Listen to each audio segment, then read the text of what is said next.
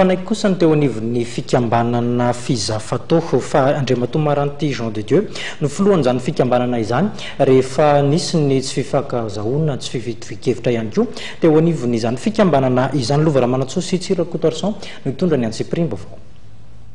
Andriamatoa Maranty Jean de Dieu no filoha nasionalin'ny fikambanana zanakapelezan'ny faritra Toliary na Fizafatao. Natolotra tamin'ny ofisialy ireo mpikambana ny lehilahy nandritra ny lanonana famindram-pahefana izay notanterahina tetsy amin'ny ministera plan ny Atsianosy tolakandro eo. Niravina tokoa ny dizadiza teo amin'ny ity filoha vaovao ity sy ireo kandida roa hafa ny fanandrina taminy dia Andriamatoa Fienena Richard filoha teo aloha sy Andriamatoa Stanislas Adrien Rakotondrazaka indrindra taorian'ny fivoriana izay notanterahana omaly. Isan'ny angadina nanana sy vinaitana an'izao firavonana izao Andriamatoa Velipana Aristide filoha amboninahitra ny Fizafatao. Ataontsika mba tsy hiverena ny zavatra ohatran'ireny mba moramora kokoa ny fametrahana.